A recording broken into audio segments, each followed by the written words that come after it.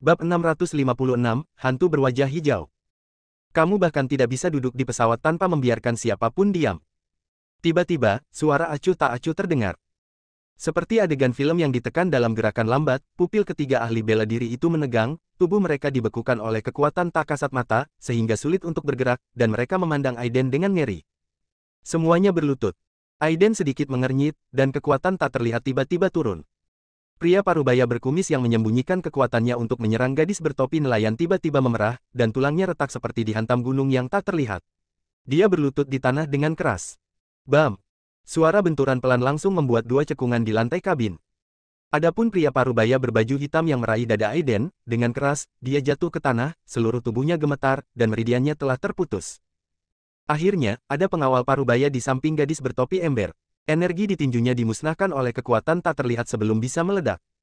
Pembuluh darah melonjak di wajahnya, dan raungan pelan keluar dari tenggorokannya, tapi dia masih tidak bisa menahan tekanan. Dengan keras, kursi mewah di bawah kursi itu hancur berkeping-keping, dan dia berlutut di tanah, terengah-engah. Gerakan besar tersebut mengguncang pesawat hingga membuat seluruh penumpang di dalam kabin berteriak kaget. Beberapa penumpang wanita yang penakut pun sudah berteriak ketakutan. Kelas 1, apa yang terjadi? Pramugari yang tampak seperti pemimpin sedikit mengubah wajahnya dan dengan cepat meyakinkan semua orang. Seorang pria parubaya dengan pakaian kasual berjalan keluar dengan tenang, memegang pistol di kedua tangannya, dan memberi isyarat membungkam kepada semua orang di kabin.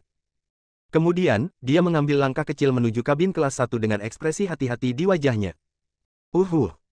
Ketika dia mendekati kabin kelas 1, dia segera membuka tirai, memegang pistol di kedua tangannya, dan mengarahkannya ke Aiden dan yang lainnya. Letakkan tanganmu di atas kepala, semuanya, segera berdiri. Aiden sedikit mengernyit. Dia tidak suka jika pistol diarahkan padanya. Menunjuk ke 3 orang di tanah, inilah 3 orang yang harus kamu tangkap. Wajah penjaga parubaya itu dingin, dan dia berteriak lagi dalam bahasa Mandarin, aku ingin kamu meletakkan kepalamu di tanganmu dan bangun. Sedikit rasa dingin muncul di mata Aiden. Polisi Jepang ini sedang mencari kematian. Namun, sebelum sempat mengambil tindakan, ia melihat seruan keterkejutan datang dari kalangan kelas ekonomi. Orang mati. Itogawa itu akhirnya gagal bertahan dan ditampar sampai mati oleh Aiden. Bus. Hampir di saat yang bersamaan, aura dingin dan haus darah tiba-tiba muncul. Raungan melengking terdengar dari udara tipis di dalam kabin. Suara ini bukanlah suara biasa, seolah-olah datang langsung dari jiwa Anda tanpa melewati telinga Anda. Itu seperti ratapan roh jahat yang datang dari neraka, dengan makna yang sangat jahat dan haus darah. Ah, suara apa ini? Di dalam kabin di ketinggian 10.000 meter, tiba-tiba terdengar suara berseru yang langsung membuat seluruh penumpang ketakutan. Kedua pramugari yang mengelilingi Itogawa menjadi pucat karena ketakutan dan berteriak berulang kali. Hantu! Iblis! Iblis telah bangkit! Penumpang di kabin sangat ketakutan hingga hampir pingsan, jika tidak ada di pesawat pasti sudah lama melarikan diri. Kini di ketinggian 10.000 meter, tidak ada tempat untuk melarikan diri. Cak! Di tubuh Itogawa, yang benar-benar kehilangan suaranya, sederet gas hitam mengepul dan perlahan mengembun di udara, berubah menjadi hantu jahat yang sangat ganas dengan tanduk di dahi, wajah hijau, taring, dan satu mata. Begitu roh jahat itu muncul, seluruh kabin terasa seperti jatuh ke dalam gudang es. Baga! Sialan! Siapa yang membunuh tubuh parasitku? Dewa ini akan memotongmu menjadi beberapa bagian dan memakanmu hidup-hidup. Ia telah menderita kerugian besar dan tertidur dalam darah keturunannya untuk memulihkan diri, namun kini kelalaiannya menyebabkan keturunannya dipukuli hingga mati. Ini membuatnya geram. Tahukah Anda, sangat sulit bagi hantu dan dewa untuk menemukan tubuh fisik yang cocok untuk ditinggali. Dalam kondisi saat ini, sulit untuk menemukan tubuh fisik untuk ditinggali dalam waktu singkat. Hantu, dan dewa. Gadis bertopi nelayan itu matanya membelalak dan jantungnya bergetar, menatap tubuh hantu dan dewa berwajah hijau dan bertaring di belakangnya. Kedua ahli tingkat master yang berlutut di tanah juga terlihat sangat ketakutan saat ini. Apakah sebenarnya ada hantu yang bersemayam di Itogawa? Polisi Jepang yang menodongkan pistol ke Aiden tanpa sadar menoleh, dan sesaat dia gemetar ketakutan dan wajahnya menjadi pucat. Niat membunuhnya mengepul, mata merahnya mengamati sekeliling, dan langsung tertuju pada Aiden. Orang inilah yang membunuh tubuh persinggahannya. Brengsek! Desir! Hantu ini berubah menjadi cahaya hitam dan bergegas menuju Aiden dalam sekejap. Pria parubaya yang waspada yang berdiri lesu itu begitu ketakutan sehingga dia menembak tanpa sadar. Tolong, jangan kemari. Mencari kematian. Ketika hantu berwajah hijau melihat seseorang benar-benar berani menembaknya, kabut hitam bergulung dan dia tiba-tiba membuka mulutnya dan menggigit main hakim sendiri parubaya itu menjadi 2 bagian. Bau darah langsung memenuhi seluruh kabin. Aiden memandang hantu berwajah hijau itu dengan ringan, dengan sedikit ketertarikan di sudut mulutnya. Apakah maksudmu hantu jenis lain yang berkultivasi dengan bantuan energi jahat yin dan teknik rahasia? Jadi ini adalah hantu dan dewa Jepang. Tidak lebih dari itu. Mendengar komentar Aiden, gadis bertopi nelayan di kursi depan itu memasang ekspresi kusam. Saat dia melihat ke arah Aiden, dia terlihat seperti orang gila. Apakah orang ini gila? Beraninya kamu mengomentari hantu dan dewa? Saya tidak sabar untuk hidup. Kedua tuan Jepang yang berlutut di tanah memandang Aiden, mata mereka penuh dengan sarkasme dan rasa kasihan. Bocah ini terlalu sombong. Yang disebut hantu dan dewa adalah orang-orang kuat yang nyata di alam ilahi, dan mereka semua adalah orang-orang kuat yang sangat kuno di alam ilahi. Menurut pendapat mereka, Aiden mungkin memiliki setengah kekuatan dewa, tetapi menghadapi hantu dan dewa sungguhan, dia akan tetap mati. Aiden, orang ini jelek sekali. Suara yang tidak pantas terdengar. Semua orang terkejut ketika mereka melihat gadis bertopi tinggi berdiri di beberapa titik. Dia memandangi hantu dan dewa berwajah hijau dengan rasa jijik di wajahnya dan mengerutkan bibirnya dan berkata, apakah semua hantu dan dewa di Jepang begitu jelek? Aiden tertawa kecil dan berkata dengan ringan, mereka hanyalah sekelompok pembudidaya hantu tingkat rendah yang masih berjuang dengan keterampilan rahasia mereka. Mereka tidak pantas mendapatkan gelar hantu dan dewa. Tiba-tiba ada keheningan di kabin saat mereka berdua tidak berbicara dengan orang lain. Apakah kedua orang ini gila atau bodoh? Bahkan hantu dan dewa berwajah hijau pun tertegun sejenak, bahkan semakin ketakutan dan marah. Oh sial, dua manusia tidak penting, inilah intinya bagimu untuk memprovokasiku lagi. Dewa ini pasti akan mengambil jiwamu, memakan daging dan darahmu mentah-mentah, dan menelan jiwamu, sehingga kamu bahkan tidak memiliki kesempatan untuk bereinkarnasi. Wush! Nafas dingin dan berdarah datang, dan hantu dan dewa berwajah hijau itu meraung, dan saat dia berubah menjadi hantu ganas berwajah hijau, dia dengan ganas menelan Aiden dan mereka berdua. Pergi ke neraka. Semua orang sepertinya pernah melihat pemandangan Aiden dan kedua orang itu berlumuran darah. Beberapa penumpang yang penakut berteriak dan menutup mata. Beraninya jiwa dewa bertindak begitu sombong di hadapanku. Kamu benar-benar mencari kematian. Bab 657, Kecelakaan Penerbangan. Teriakan dingin dan acuh tak acuh, seperti guntur di tanah, meledak di hati setiap orang. Boom! Di dalam kabin, nafas agung dan luas yang membuat hati orang bergetar tiba-tiba muncul. Bu! Wajah Aiden acuh tak acuh, dan dia perlahan mengangkat tangan kanannya yang putih ramping dan menamparnya dengan satu telapak tangan. Di telapak tangannya ini, seluruh tenaga dan tenaga tertahan dan tidak dilepaskan sama sekali, seperti tamparan orang biasa, tanpa bekas kembang api. Namun, di mata hantu berwajah hijau, telapak tangan ringan ini seperti tangan raksasa yang mengangkat langit, menutupi langit dalam sekejap. Ekspresinya berubah drastis, dan ia meraung, mata merahnya dipenuhi ketakutan. Hei bocah, kamu siapa? Kamu akan tahu kapan kamu sampai di neraka. Aiden acuh tak acuh, dan telapak tangannya tiba-tiba terjatuh.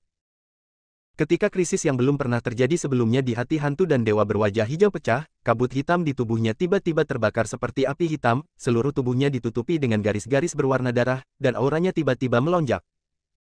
Tidak masalah jika kamu berada di alam Dewa Sundari, aku akan menelanmu sama seperti aku. Teknik melahap hantu. Bus. Di mulutnya yang berdarah, pusaran gelap muncul, dan giginya yang tajam seperti benda nyata, menggigit telapak tangan Aiden dengan keras. Klik. Terdengar suara retakan yang tajam. Gigi hantu berwajah hijau tiba-tiba meledak, dan jejak telapak tangan putih seperti batu giok meletus menjadi aura kehancuran yang kuat di dalam tubuhnya. Boom! Terdengar suara gemuruh pelan, mengguncang seluruh pesawat, dan semua orang di kabin berteriak lagi. Hantu dan dewa berwajah hijau, yang awalnya sangat kuat, kini separuh tubuhnya meledak berkeping-keping dan menghilang menjadi serpihan kecil kabut hitam.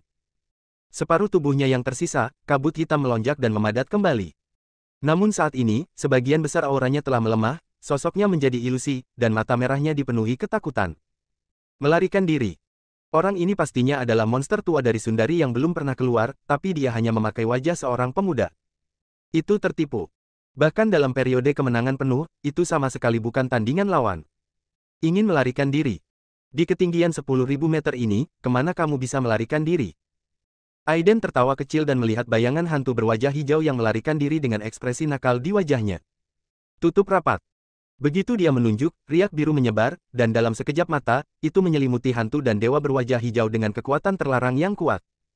Meskipun dewa hantu berwajah hijau ini terluka parah, jiwanya sangat kental.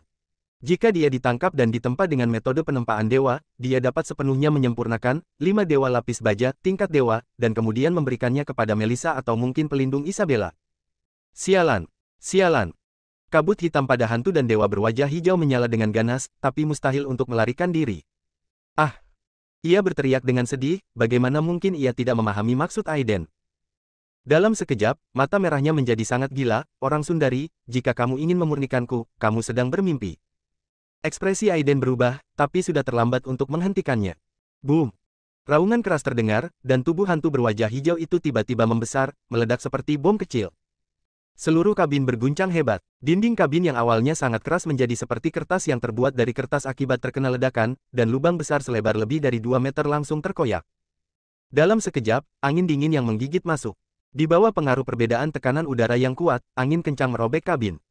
Paket di rak bagasi, majalah, minuman, del di kursi penumpang tersedot keluar kabin dengan suara gemuruh, dan menghilang tinggi di langit dalam sekejap mata.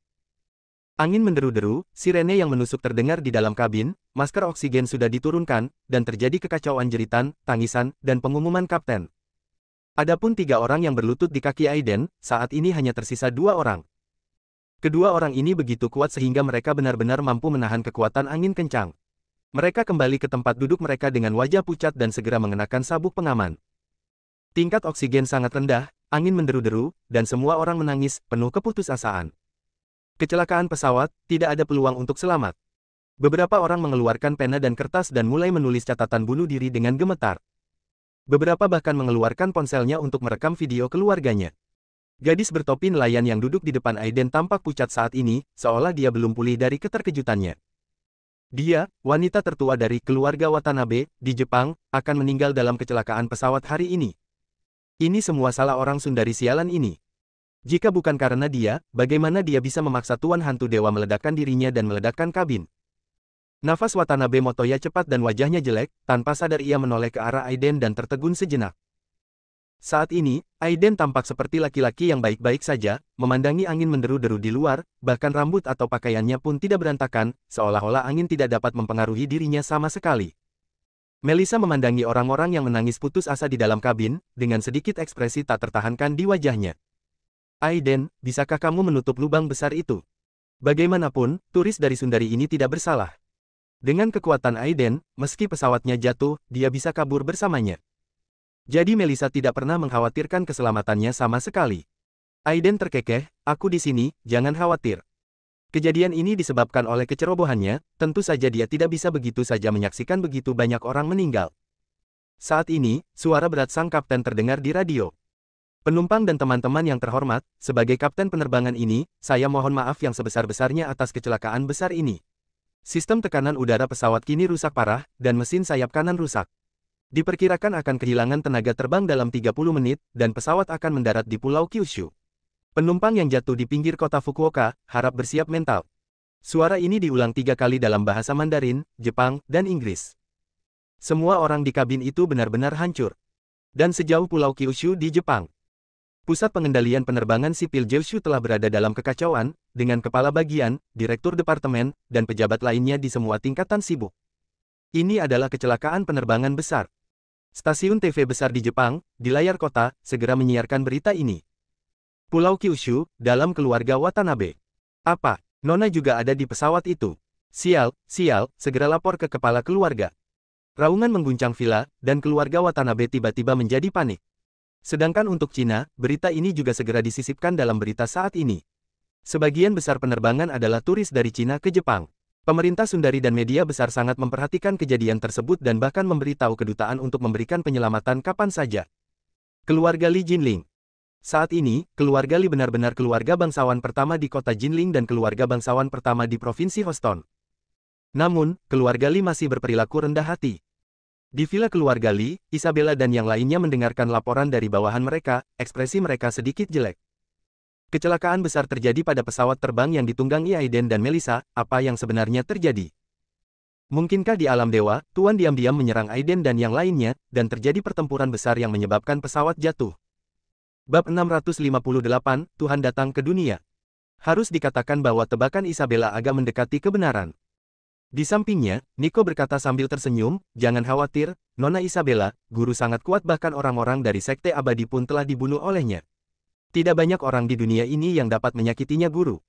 Erdem, yang mengenakan jubah tau hijau, juga berkata dengan lembut, saudara Nico benar. Nona Isabella tidak perlu khawatir. Kekuatan Tuan Aiden tidak ada bandingannya di dunia, dan tidak akan terjadi apa-apa padanya. Mendengar apa yang dikatakan Erdem, Isabella mengangguk sedikit dan hendak berbicara ketika dia melihat Erdem mengerutkan kening dan berkata dengan suara yang dalam, orang kuat akan datang. Saat berbicara, tubuhnya menghilang dalam sekejap. Pada saat yang sama, di sekitar villa keluarga Li, perisai lampu hijau menjulang ke langit, lampu hijau melesat ke langit, dan beberapa aura kuat tiba-tiba muncul satu demi satu. Sosok tua dengan janggut dan rambut putih, membawa pedang panjang di punggungnya, muncul dari kehampaan. Erdem adalah orang pertama yang muncul di luar formasi, diikuti oleh Nico, Kera Guntur, Stephen dan Taylor. Rekan Tao, berhenti. Erdem sedikit mengernyit ketika dia melihat lelaki tua itu keluar dari udara. Aura ini sepertinya berasal dari Sekte Pedang Surgawi. Memikirkan hal ini, hatinya sedikit tenggelam dan dia menjadi waspada. Meskipun aura lelaki tua itu hanya berada di puncak alam transformasi, Erdem tidak berani mengabaikannya. Siapa yang tahu kalau pihak lain memiliki kekuatan tersembunyi? Nico, Stephen dan yang lainnya juga penuh energi dan menatap lurus ke arah lelaki tua itu. Melihat ini, lelaki tua itu tersenyum lembut dan memberi sedikit hormat. Kamu tidak harus seperti ini, aku bukan tandinganmu dengan tulang setua itu. Sambil berbicara, dia melambaikan tangannya, dan aliran kertas merah langsung terbang. Erdem melambai dan mengambilnya, meliriknya, mengerutkan kening dan berkata, surat perang. Siapa yang kamu tantang? Tidak. Orang tua itu tertawa kecil, saya hanya menulis surat tantangan ini kepada Tuan Aiden atas nama leluhur saya. Apakah Anda menerimanya atau tidak, itu tidak ada hubungannya dengan saya. Oke, misi selesai, aku akan kembali ke gerbang gunung untuk melanjutkan hidupku. Orang tua itu datang dan pergi lebih cepat, menghilang ke langit dalam sekejap mata. Erdem menyelidiki sejenak dengan kemauan spiritualnya, dan berkata dengan suara yang dalam, aku benar-benar pergi. Semua orang berkumpul dan melihat surat tantangan berwarna merah darah di tangannya. Pedang surgawi abadi benar-benar mengeluarkan deklarasi perang terhadap Aiden. Sayangnya Aiden masih berada di dalam pesawat dan belum bisa dihubungi untuk saat ini. Menekan pikiran di dalam hatinya, Erdem berkata dengan suara yang dalam, masalah ini penting, jadi sebaiknya kita meminta izin Tuan Aiden sebelum kita membahasnya. Semua orang mengangguk dengan ekspresi serius. Sword Immortal Surgawi, ini adalah jenius tak tertandingi di era yang sama dengan Patriark Istana Surgawi. Dikenal sebagai pembantaian surgawi, dia telah membunuh banyak orang. Jika Patriark Istana Surgawi, Master Pedang Tersembunyi, tidak menekannya dan memaksa Sekte Pedang Surgawi untuk menutup gunung, saya khawatir Sekte Pedang Surgawi akan tetap menjadi sekte nomor 1 di Sundari. Tentu saja, Aiden tidak tahu tentang pertarungan pedang tersembunyi dengan pedang pembantaian abadi. Saat ini, dia masih berada di pesawat yang jatuh. Di dalam kabin, para penumpang putus asa dan sebagian besar berhenti menangis. Di radio, suara kapten terdengar lagi. Penumpang yang terhormat, harap simpan kata-kata terakhir dan rekaman video Anda di tempat yang aman. Pesawat akan mencapai lahan pertanian di Fukuoka dalam 1 menit. Kami akan melakukan yang terbaik untuk mencoba melakukan pendaratan keras. Mohon berdoa bersama, Tuhan memberkati Anda. Ketinggian penerbangan saat ini, 5.139 kaki. Hus. Sensasi menukik dan jatuh yang sangat besar membuat tekanan darah semua orang melonjak, dan beberapa penumpang muntah sambil berteriak. Di samping celah sekat, dua kekasih muda, dengan wajah pucat, mengatupkan tangan, terkoyak oleh angin kencang, dan wajah mereka berubah bentuk dan berubah menjadi ungu. Meli, maukah kamu menikah denganku? Anak laki-laki berambut pendek itu meraung keras. Gadis berambut panjang yang menangis itu tersedak tanpa suara dan mengangguk dengan keras. Senyuman muncul di wajah anak laki-laki berambut pendek itu, dan dia berteriak, jika ada kehidupan setelah kematian, aku pasti akan memberimu pernikahan terindah. Boom! Di tengah gesekan dan tarikan atmosfer yang sangat besar, sayap pesawat patah, dan mesin sayap kanan mati total, sehingga menimbulkan ledakan rendah. Di ruang kendali, kedua pilot parubaya itu tiba-tiba menjadi pucat. Tuhan benar-benar tidak memberi mereka harapan sama sekali. Di dalam kabin, ada keputusasaan. Mengapa? Desahan samar terdengar di hati setiap orang. Semua orang merasakan sesuatu dan mengangkat kepala bersama-sama. Saat berikutnya, pemandangan yang tidak akan pernah dilupakan semua orang muncul. Di dalam kabin yang bergetar hebat, seorang pria muda dengan rambut hitam dan mata hitam berjalan keluar perlahan. Seluruh tubuhnya diselimuti lapisan lingkaran cahaya putih kristal ini, dan kulitnya tampak seperti terbuat dari batu giok putih berlemak kambing.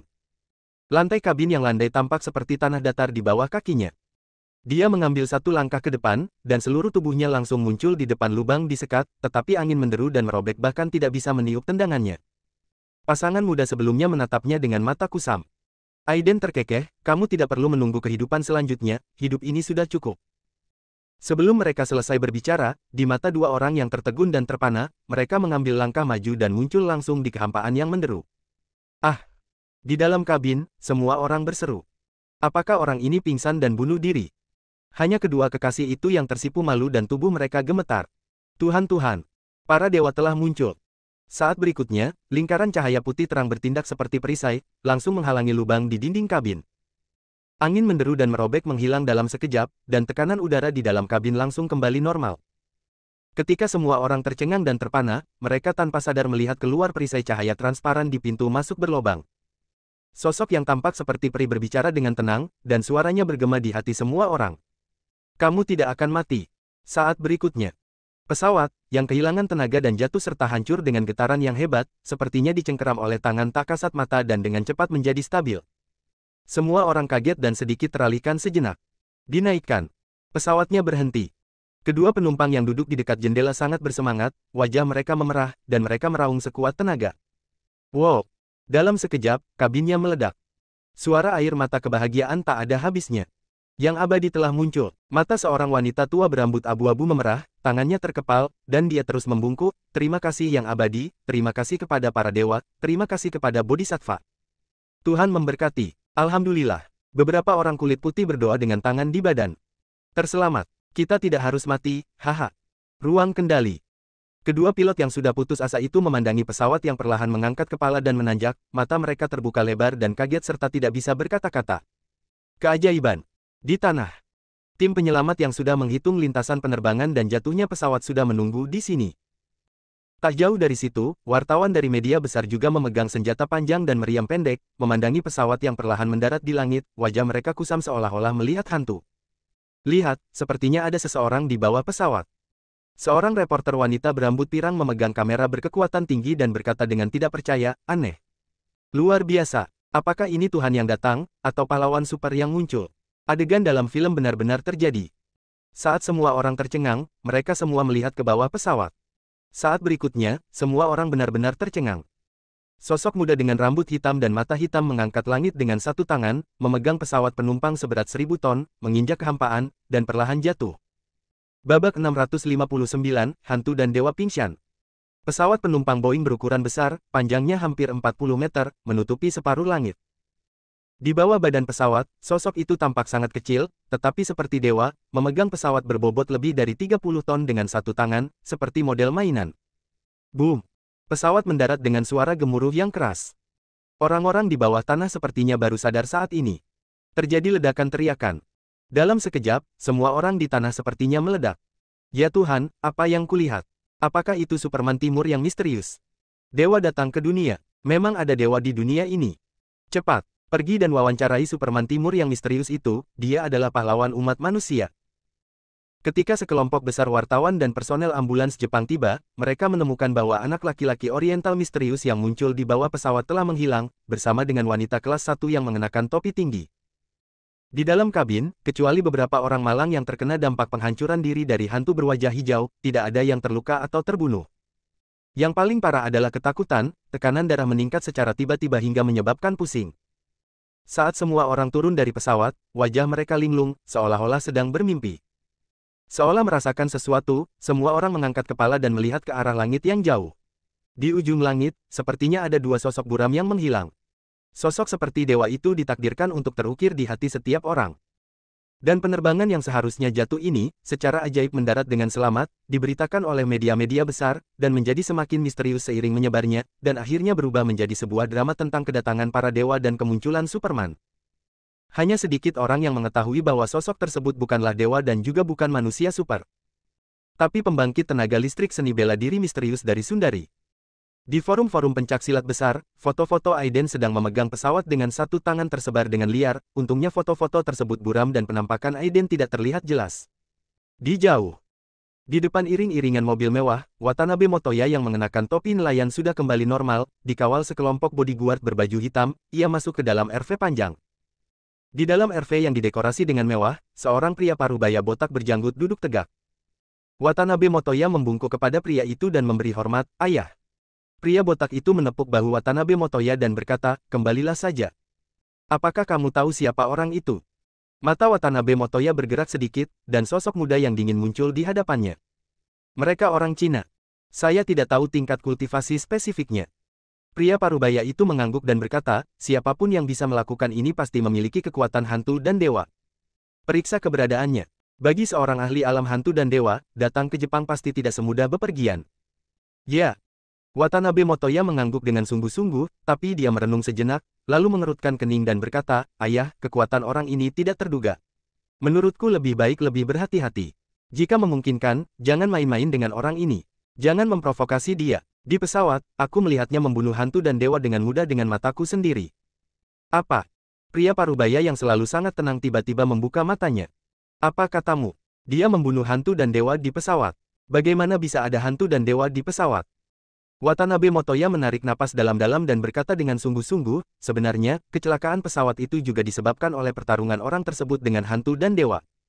Dan hantu itu adalah ayah yang menjadi parasit di Itogawa. Keluarga Ito telah menunjukkan kelemahan dalam beberapa tahun terakhir, dan masih ada hantu dan dewa. Jika bukan saat ini, kita mungkin masih belum mengetahui bahwa keluarga Ito sebenarnya punya kartu truf seperti itu. Mereka telah menunjukkan kelemahan selama bertahun-tahun. Mereka pasti punya rencana besar. Ayah harus berhati-hati terhadap mereka. Pupil pria parubaya itu sedikit menyusut dan berkata dengan suara yang dalam, saya mengerti. Sekarang ceritakan semuanya di pesawat, kata demi kata. Setelah beberapa saat, pria parubaya itu menarik napas dalam-dalam, matanya berkedip dingin. Keluarga itu sebenarnya ingin membunuh putrinya sendiri, apa yang mereka rencanakan. Menekan pikiran di dalam hatinya, dia berkata dengan suara yang dalam, selanjutnya, gunakan seluruh kekuatanmu untuk menemukan pria kuat dari Sundari ini. Bagaimanapun, keluarga itu adalah keluarga tua hantu dan dewa. Jika masih ada hantu dan bersembunyi, keluarga Watanabe kita mungkin dalam bahaya. Keluarga Watanabe menjadi keluarga nomor satu di Kyushu, jadi wajar saja mereka banyak menekan keluarga Ito. Jika tidak ada hantu dan dewa yang kuat di keluarga Ito, tentu saja mereka tidak akan takut. Jika ada hantu dan dewa kuat yang bersembunyi di keluarga Ito, maka segalanya akan menjadi buruk. Musuh dari musuhku adalah seorang teman.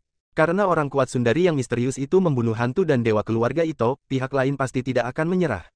Jika kita bisa mendapatkan persahabatan dari orang kuat Sundari itu, kita bisa menggunakan tangannya untuk membasmi mereka sepenuhnya. Keluarga Ito mendominasi Pulau Kyushu. Wajah Watanabe Motoya sedikit berubah dan dia menundukkan kepalanya dengan hormat. Ya, pada saat yang sama. Dari kuil tertentu di Pulau Kyushu, tiba-tiba terdengar teriakan yang sangat melengking dan marah. Raungan ini tidak bersuara, tapi muncul langsung di benak semua orang di kuil. Tidak, Tuan Hirayama sudah bangun. Apa yang membuatnya khawatir?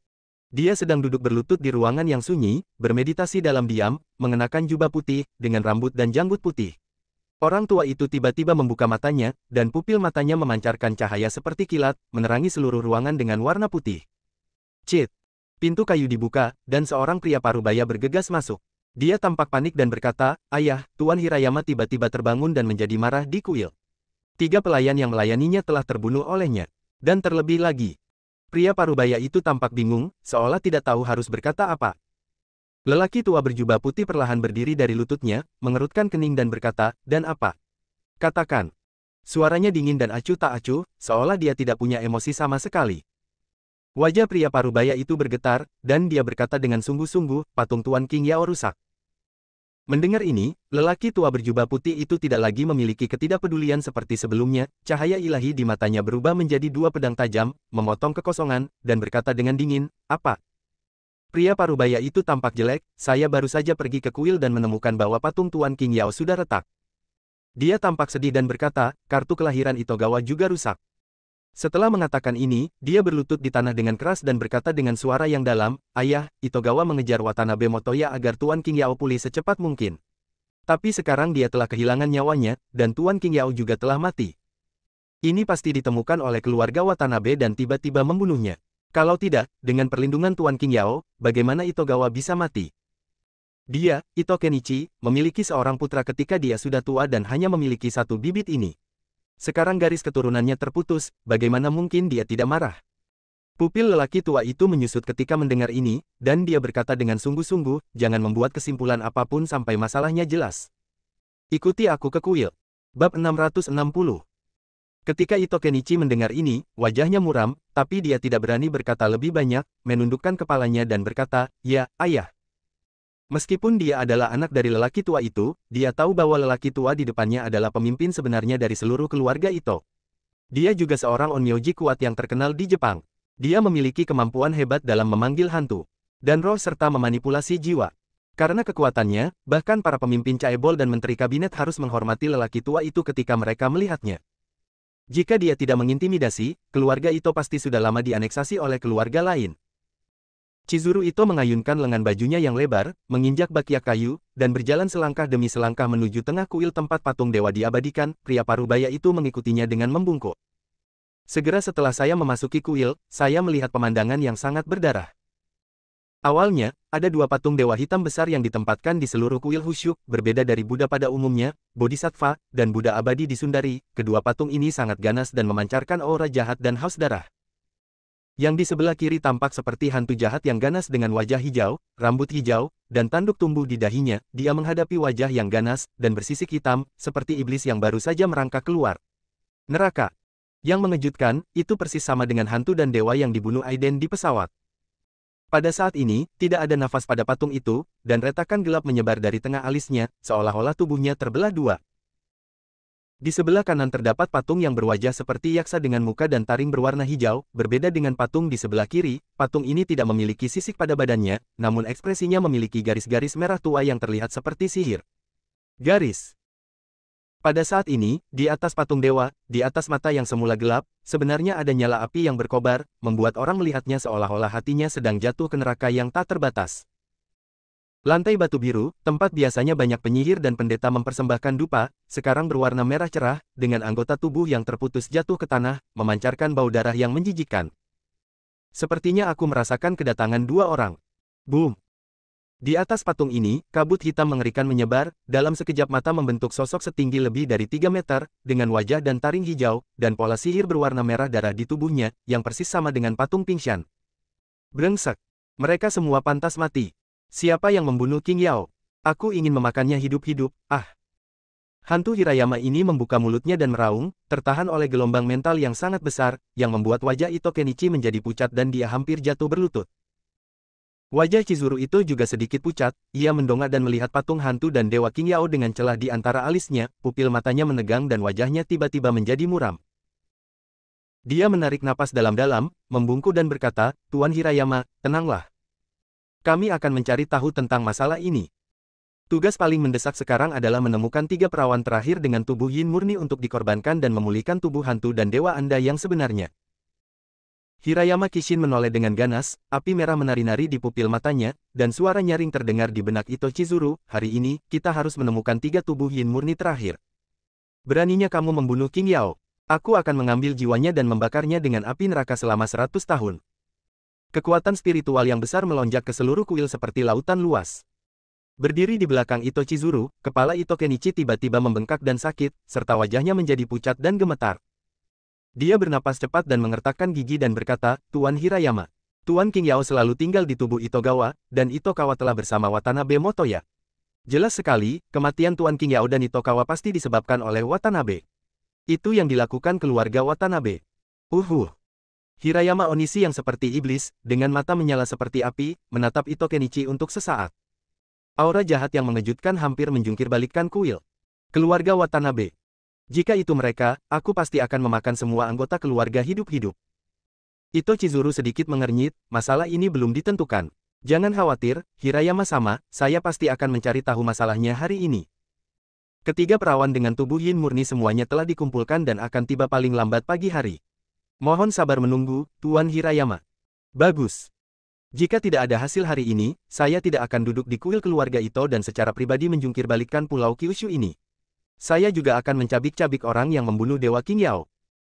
Hantu Dewa Iblis Kabut Hitam yang berinkarnasi sebagai hantu Hirayama meraung beberapa kali, langsung membelah kotak dewa yang tebal menjadi beberapa bagian, dan semua tempat yang menyentuh kabut hitam berubah menjadi es, seolah terkikis oleh udara dingin. Ya Pak. Chizuru Ito dan Kenichi Ito menundukkan kepala mereka dalam-dalam. Hantu dan Dewa Pingshan meraung dengan marah sebelum berubah menjadi aliran energi hitam dan menembak kembali ke dalam patung. Melihat pemandangan ini, mata Ito Chizuru berbinar. Meskipun dia adalah seorang onmyoji di alam budidaya dan memiliki kekuatan yang sangat besar, dibandingkan dengan hantu dan dewa gunung biasa ini, dia masih belum cukup baik. Saya benar-benar tidak tahu betapa kuatnya Guru Yin Agung dan Guru Yang Agung yang masih hidup di kuil agung.